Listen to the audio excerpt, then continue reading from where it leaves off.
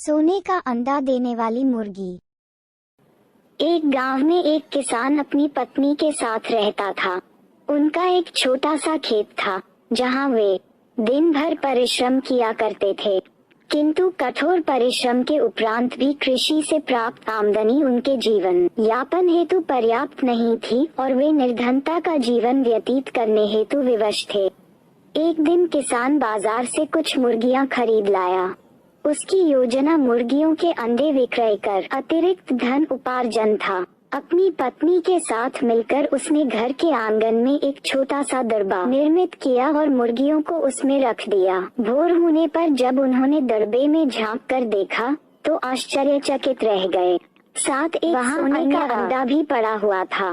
किसान उस सोने के अंडे को अच्छी कीमत पर जौहरी के बेच आया। अगले दिन फिर उन्होंने दरबे में सोने का अंडा पाया। किसान और उसकी पत्नी समझ गए उनके द्वारा पाली जा रही मुर्गियों में से एक मुर्गी अद्भुत है, वह सोने का अंडा देती है। एक रात पर वे सोने का अंडा देने वाली मुर्गी को पहचान गए। उसके बाद से वे उसका खास ख्याल रखने लगे। से उन्हें रोज सोने का अंडा मिलने लगा।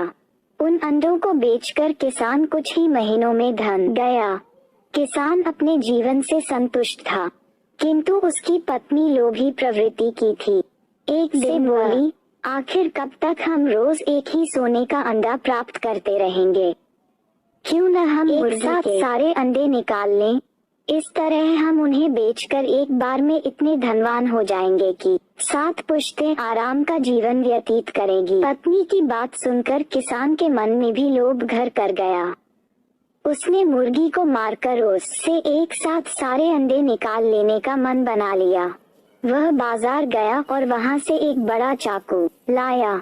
फिर रात में अपनी पत्नी के साथ वह मुर्गियों के दरबे में गया और सोने का अंडा देने वाली मुर्गी को पकड़कर उसका पेट चीर दिया। किंतु मुर्गी भीतर से सामान्य मुर्गियों की तरह ही थी। उसके पेट में सोने के अंडे नहीं थे। किसान और उसकी पत्नी अपनी गलती पर पछताने लगे। अधिक सोने के अंडों के लोभ में पड़कर वे रोज मिलने वाले एक सोने के अंडे से भी हाथ धो बैठे थे। सीख, लालच बुरी बला है।